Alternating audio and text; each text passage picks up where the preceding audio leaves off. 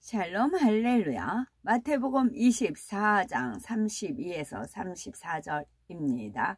무화과 나무의 비유를 배우라. 그 가지가 연하여 지고 잎사귀를 내면 여름이 가까운 줄을 아나니 이와 같이 너희도 이 모든 일을 보거든 인자가 가까이 곧 문 앞에 이른 줄 알라. 내가 진실로 너희에게 말하노니 이 세대가 지나가기 전에 이 일이 다 일어나리라. 아멘. 데살로니가 전서 4장 16절입니다. 주께서 호령과 천사장의 소리와 하나님의 나팔 소리로 친히 하늘로부터 강림하시리니 그리스도 안에서 죽은 자들이 먼저 일어나고. 아멘. 고린도 전서 15장 20절입니다. 그러나 이제 그리스도께서 죽은 자 가운데서 다시 살아나사 잠자는 자들의 첫 열매가 되셨도다. 아멘. 제목은 다시 오실 주님입니다. 2000여 년 전에 인류를 죄와 사망에서 구원하고자 이 땅에 오신 예수님께서는 십자가에 못 박혀 돌아가신 후 3일 만에 다시 살아나셨습니다. 아무 흠도 죄도 없으셨기에 죽은 자 가운데서 부활하셨고 40일 후에는 하늘로 승천하셨지요.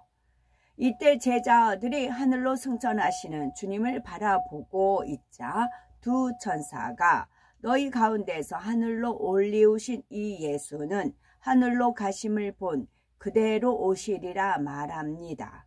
과연 주님께서는 언제 어떻게 다시 오시는 것일까요? 구약 성경을 보면 예수님의 탄생, 십자가의 고난 등 수많은 예언이 나옵니다. 그중 대부분의 예언이 성취되었고 장차 이루어질 주님의 공중 강림과 7년 환란, 지상 재림과 천년 왕국, 백보자 대심판 등이 남아 있습니다. 장차 다시 오실 주님을 믿는 성도들은 세상의 정욕적인 것들을 버리고 깨어 근신하며 천국의 소망 가운데 살아갑니다. 아름다운 천국에서 주님과 함께 영생 복락을 누릴 것을 바라보니 세상에 헛되고 썩어질 것이 마음에 들어오지 않습니다. 데살로니가 전서 4장 16에서 17절을 보면 부활 승천하신 주님께서 장차 공중에 어떻게 강림하실 것인지 구체적으로 예언하고 있습니다. 주께서 호령과 천사장의 소리와 하나님의 나팔로 친히 하늘로 쫓아 강림하시리니 그리스도 안에서 죽은 자들이 먼저 일어나고 그 후에 우리 살아남은 자도 저희와 함께 구름 속으로 끌어올려 공중에서 주를 영접하게 하시리니 그리하여 우리가 항상 주와 함께 있으리라 하셨지요. 주님께서 공중에 강림하실 때 가장 먼저 그리스도 안에서 죽은 자들이 부활합니다. 이들을 가르쳐 성경에서는 잠자는 자라 하지요. 무덤에 장사되어 잠자는 자들의 몸이 썩지 아니할 몸으로 부활하고 공중에서 영혼과 함께 결합하여 부활체가 됩니다. 이렇게 죽었던 성도들이 부활하면 그 다음에는 죽지 않고 이 땅에 살아있는 성도들이 호련히 변화되어 구름 속으로 올라가 공중에서 주님을 영접하게 됩니다. 히브리서 10장 37절에 잠시 잠깐 후에 오실 이가 오시리니 지체하지 아니하시리라 말씀하십니다. 요한계시록 3장 11절에 내가 속히 임하리니 네가 가진 것을 굳게 잡아 아무나 네 면류관을 빼앗지 못하게 하라 말씀합니다. 이처럼 주님의 재림에 대한 예언이 성경 곳곳에 나오지만 믿지 않고 의심하는 사람도 많습니다. 주님의 재림에 대해 말하면 극단적인 종말론자들로 치부하며 이단으로 정죄하기도 하지요. 그러나 아무리 부인한다고 해도 주님의 재림은 속히 성취될 것입니다. 알곡 성도는 주님의 재림을 믿기에 신부 단장에 힘쓰며 신랑 대신 주님을 손꼽아 기다립니다. 마태복음 25장에 나오는 슬기로운 5 처녀처럼 기름 준비를 잘한 성도들은 구원받아 혼인잔치에 들어갈 수 있습니다. 하지만 쭉정이인 성도는 주님의 재림을 믿지 않고 신부 단장을 하지 않다가 신부 단장을 했어요. 단장을 했는데 이것이 더럽히지면 안 되지. 그러니까 더러운 거, 추한 거, 그런 걸 멀리 한다고요. 신부 단장을 했기 때문에. 신부 단장을 하지 않다가 미련한 5 처녀처럼 구원에 이르지 못하게 됩니다. 마음에 신부 단장을 하면 더럽고 추하고 그런데 안 간다고, 접하길 싫어한다고요. 구별되게 산다고요. 신부 단장을 했기 때문에. 주님의 재림을 믿는다는 사람 중에도 특별히 경계해야 할 대상이 있습니다. 예를 들면 주님께서 몇 년, 몇 월, 며칠, 몇 시에 오신다라고 말하는 사람들이 있지요. 과연 이들이 말하는 것이 맞는 걸까요? 예수님께서는 마태복음 24장 36절에 그러나 그날과 그때는 아무도 모르나니 하늘의 천사들도 아들도 모르고 오직 아버지만 아시느니라 말씀하셨습니다. 그러니 그 날과 그 때를 안다며 말하는 사람이 있다면 멀리해야 되는 것이지요. 우리는 성경에 예언된 말씀을 통해 주님께서 다시 오실 날이 가까웠음을 깨달아야 합니다. 깨어 근신하며 영혼을 구원하기 위해서 힘쓰고 빛 가운데 행해야 하지요. 그런 성도에게는 주의 날이 도적같이 임하지 않지만 세상과 짝하며 어둠에 있는 사람에게는 도적같이 주님께서 임한다는 것이지요. 누가복음 17장 26절에 예수님께서는 노아의 때에 된 것과 같이 인자의 때에도 그러하리라 말씀하셨습니다.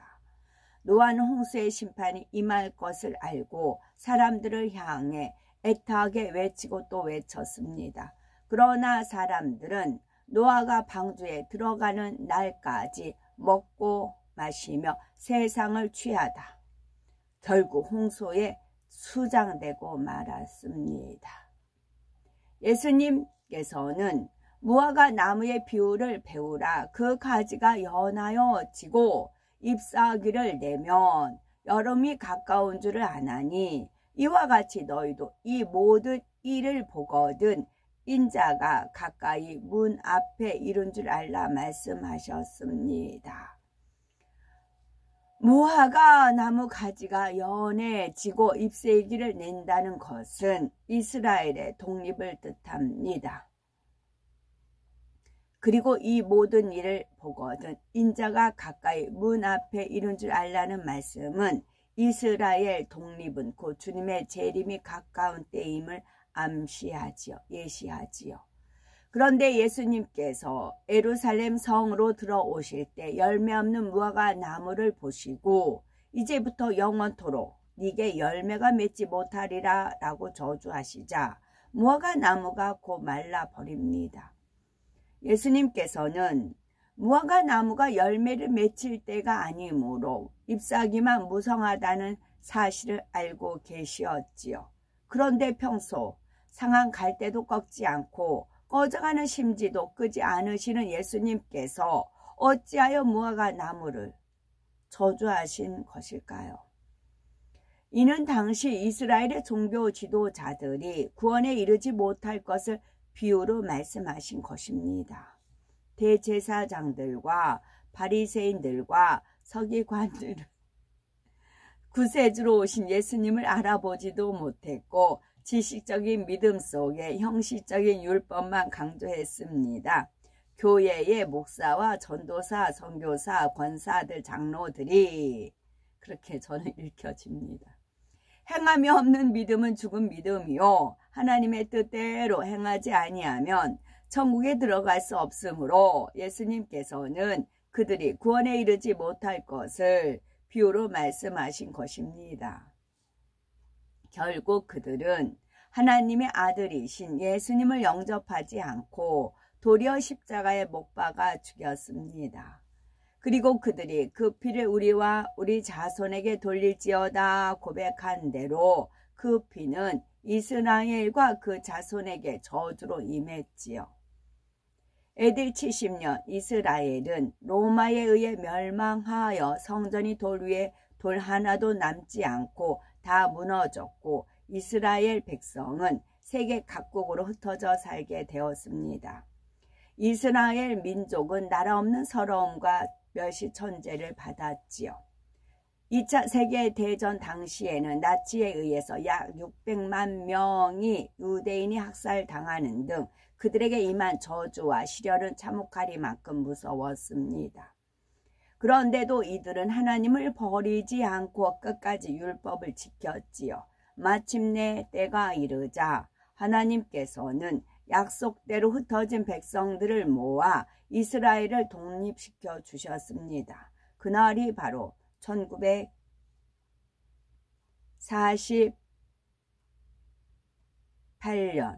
5월 14일이지요.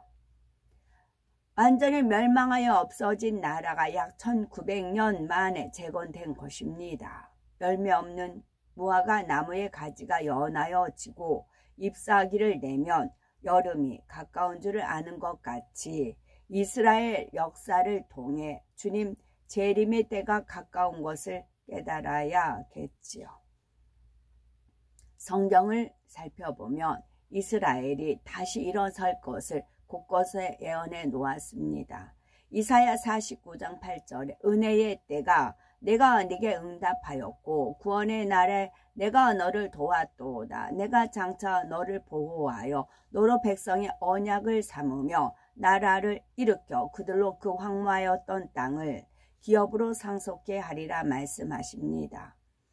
에스겔 38장 8절에 여러 날 후 곧 말년에 네가 명령을 받고 그 땅 곧 오래 황무하였던 이스라엘 산에 이르리니 그 땅 백성은 칼을 벗어나서 열국에서부터 모여 들어오며 이방에서부터 나와서 다 평안히 거하는 중이라 했습니다. 황무한 사막 가운데 적국으로 둘러싸인 조그만 땅 이스라엘은 독립한 후 짧은 시간에 선진국으로 부상하여 세계가 주목하는 나라가 되었지요. 성경에 기록된 이스라엘에 대한 예언이 성취되는 것을 통해 우리는 주님의 재림이 심히 가까웠음을 깨달아 신부 단장에 힘써야겠습니다. 바리새인이란 신약시대 유다 계파 중에 가장 큰 세력을 지니고 영향력을 발휘했던 사람들로 율법을 엄격히 준수했습니다. 또한 모세의 율법을 연구하며 레위기의 정결의식을 철저히 지켰지요. 이들은 장로의 유전을 지나치게 중시하여 예수님께서 안식일에 병자를 치료하신 것과 제자들이 이삭을 잘라 먹은 행위까지도 안식일을 범했다고 간주했습니다. 마음에는 악이 가득하고 겉으로만 거룩한 채 하는 이들은 예수님께 회칠한 무덤과 외식하는 자라는 엄한 책망을 들었지요. 부활과 천사와 영의 존재들을 인정하는 바리새인들은 이를 부인하는 사두개인들과 대립하기도 했습니다. 제가 목요일날마다 어디 가서 뭐를 공부하고 있는데요. 한 주가 끝나면은 한 주가 끝나면 그 소감문을 쓰는 것이 있습니다. 그래서 제가 소감을 썼는데 이제 참고하실 분 참고하라고 제가 읽겠습니다. 안녕하세요. 요한계시록 4강 5강은 은혜 가운데 많은 영적인 가르침 가운데 배웠습니다. 이 모든 것을 준비하신 스태프분들과 이 땡땡 목사님께 감사를 드립니다. 혀의 맛에 신맛, 단맛, 짠맛, 쓴맛이 있듯이 우리 세포에도 이런 여러 맛이 있겠다라는 감동이 왔습니다. 이 목사님께서 이렇게 말씀하시는데 막 온몸이 막 진동이 일어나는 겁니다. 그런 막 여러 가지 이 세포 하나하나가 어떤 진동이 일어나더라고요. 그래서 이것은 무엇일까 했을 때 이제 하나님과 그 퍼즐 조각이었습니다. 혀에 무슨 맛이 있더냐 해서 혀 모양이 있고 신맛, 쓴맛이 그 우리가 시험 볼 때 그 외우는 게 있거든요. 그 장면을 떠올려 주셨어요. 혀의 신맛, 단맛, 쓴맛, 짠맛 뭐 그것을.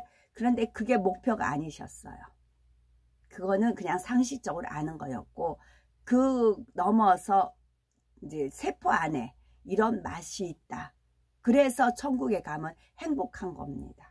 이 세포들이 다 살아나기 때문에. 먹지 않아도, 그러니까 하나님 나라는 먹고 마시는 것이 아니라는 거예요. 성령 안에 의와 평강과 희락이라는 것이 그 세포 하나하나가 살아나기 때문에 그렇습니다. 그래서 그 퍼즐을 딱 떠올려 주시더라고요. 그래서 말씀을 접할 때마다 이 목사님께서 말씀하실 때마다 세포가 살아서 꿈틀꿈틀하는 것 같았다는 것이고요. 그래서 하나님의 말씀은 오늘도 살아서 역사하는구나 싶었습니다. 그리고 개인적으로 속 시원하게 마치 가려운 데를 긁어주는 효자손 같이 말씀해 주시는 이 땡땡 목사님께 다시금 경의를 표합니다. 이 부분은 뭐였냐면 하늘문을 여서서 그 찬양이 있었어요. 근데 이미 하늘문이 열려서 저는 하나님의 보좌에서 하나님이 얼마나 기뻐하시고 그 찬양을 하고 있었습니다. 근데 늘 하늘문을 여서서 찬양을 해요. 근데 이거를 바로 잡아주는 사람이 없었어요. 근데 이 땡땡 목사님께서 하늘문이 이미 열렸는데 열어주소서 그런 찬양이 합하지 않다. 이 가사를 좀 바꿨으면 좋겠다. 그런 말씀을 해 주시더라고요. 그래서 정말 속이 시원했습니다. 늘 이미 하늘문이 열려서 저는 하나님께서 주신 은혜와 그런 만나를 먹고 있는데 늘 하늘문을 열어주소서 그런 겁니다. 그거를 체크해 주는 분이 없었어요. 그런데 이 땡땡 목사님은 그거를 말씀을 해 주셨어요. 너무 감사했지요. 그래서 찬양 중에 하나님의 임재를 저는 느끼고 있는데 어떤 찬양 사역자는 계속 임재 그런 분이 있었어요. 그러면 잠깐 눈을 떴어요. 저는 하나님 임재하셔서 하나님 오더와 메시지를 받고 있는데 계속 찬양사자는 하면서 무슨 허밍을 하면서 임재를 뭘 불러드려요. 뭘 불러드립니다. 하나님 임재를 하셨는데 임재를 뭘 불러드려요.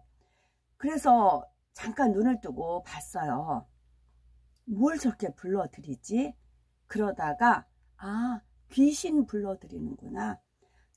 제가 있지 않았으면 이게 귀신이 오겠다. 귀신을 불러드리더라고요. 계속 임재 하면서 음악 이렇게 찬양을 하다 보면은 어느 때 머리가 띵하고 막 그런 게 느낄 때가 있어요. 귀신을 불러드리더라고요. 그거를 느낀 적이 있었거든요. 이미 하늘문이 열렸는데 하늘문을 열어달라는 그런 찬양을 들으면 열린 하늘문도 다시 닫겠다 싶었습니다. 이것은 돌려 말했고요. 이미 하늘문이 열려서 하나님 은혜가 했는데 계속 하늘문이 열려주세요. 그럼 제가 아버지 하늘문 닫으셔야 되겠네요. 그렇게 고백을 하거든요. 그리고 이제 감사합니다 라는 믿음의 고백이 얼마나 아름다운가 싶었습니다. 믿음의 고백이요. 여호수아 갈렙 같은 믿음의 고백. 그리고 너희가 믿고 간구한 것은 이미 얻은 줄로 믿으라라는 말씀도 있잖아요. 그 말씀 있고 또 하나 제가 풀리지 않았던 고질적인 것이 있는데 이 땡땡 목사님께서 명쾌하게 확 설명을 해주셔서 확 뚫렸습니다. 정말 이거 저 그랬거든요. 그것은 뭐였냐면 하늘의 보호자를 베풀었고 라는 그 하나님 말씀에 하늘의 보호자를 베풀었고 해서 베풀었고가 수동태, 능동태가 있잖아요. 우리말에 수동태, 능동태가 있는데 이거 베풀었고는 중간태 동사라는 겁니다. 이것은 동시에 하늘에서, 그러니까 이 땅에서 풀면 하늘에서 풀리고 이 땅에서 매면 하늘에서 하여튼 묶이듯이 양쪽이 역사가 되어 보좌가 베풀어진다는 거예요. 여기에서 두들 놓고 하면 거기에서 열리고, 그런 식으로 양쪽이 맞아야 베풀어. 그러니까 저는 이거를 하나님께서 어떻게 알자면요, 푸른 하늘 은하수, 이렇게 둘이가 이렇게 짝꿍이 손을 마주치면서 이렇게 노래하는 게 있거든요. 동요 그 게임이 있어요. 그와 같은 것을 저는 연상을 해 주셨습니다. 이것이 베풀었고가 중간태 동사라는, 수동태 능동태가 아니고 중간태 동사라는 겁니다. 그래서 그러면서 이제 배자를 하나님께서 이제 풀어 주셨어요. 그러니까 저는 아무리 노력해도 혼자 독학을 못 합니다. 그 어느 것도요. 정말 그래요. 혼자 뭐를 배우려고 하면 남들은 책 보고 많이 배웠다고 합니다. 근데 안 돼요. 진도가 안 나가고 무엇을 배워도 그래요. 근데 누가 무엇을 가르쳐 주면 따라는 갑니다. 누군가가 이끌어주면 더디지만 따라갑니다. 머리는 나쁘기 때문에 더듬더듬 따라갑니다. 그래서 30대 미용 배운 것을, 지금도 전제 지금 제 머리 미용하잖아요. 또 30대 제가 배웠던 것을 지금도 써먹거든요. 그렇게 됩니다. 그리고 찬양이든 무엇이든 제가 찬양을 은혜롭게 하니까 나가서 뭐 가오리가 혼자 찬양하면 되겠지 라는 마음도 품잖아요. 엄두가 안 나요. 그리고 찬양 가사가 하나 생각이 안 나요.